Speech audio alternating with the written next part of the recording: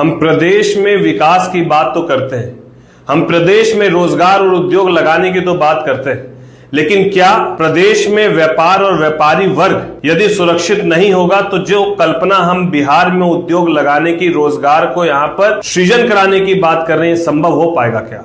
जिस तरीके से विगत रात शहर के सबसे प्रमुख स्थल पर बिहार की राजधानी पटना में गोपाल खेमका जी की निर्मम हत्या की गई और उस परिवार की दूसरी हत्या, क्योंकि इसके पहले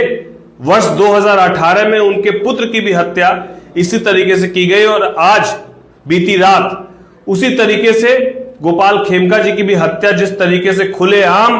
की गई, ये अपने आप में स्पष्ट करता है कि अपराधियों में प्रशासन का भय खत्म हो चुका है और बिहार में लॉ एंड ऑर्डर पूरी तरीके से ध्वस्त हो चुका है। यह अपने आप में प्रमाणित करता है कि ना व्यापारी वर्ग सुरक्षित है, ना वैश्य समाज के वो तमाम लोग सुरक्षित है जो बिहार को विकसित करने की सोच को लेकर बिहार में निरंतर प्रयास कर रहे हैं। मैं सरकार से अनुरोध करता हूं, विनती करता हूं, करवद प्रार्थना करता हूं कि आप इस ओर व्यापारी वर्गों को, यदि हम उद्योग लगाने की बात कर रहे हैं और बिहार में रोजगार की बात कर रहे हैं, तो सबसे पहले व्यापारी वर्गों को आप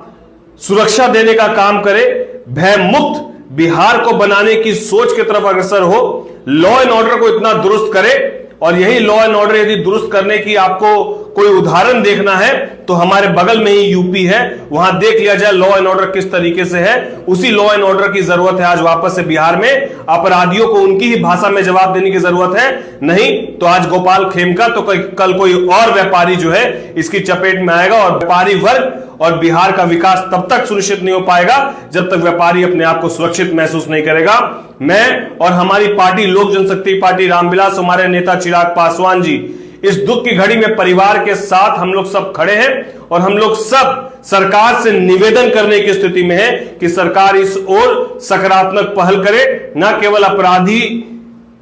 चिन्हित हो, उनकी गिरफ्तारी सुनिश्चित हो, साथ ही साथ यह कभी दोबारा इस तरह की घटना घटित नहीं हो किसी व्यापारी के साथ। इसके लिए लॉ एंड ऑर्डर को दुरुस्त करने की जरूरत है।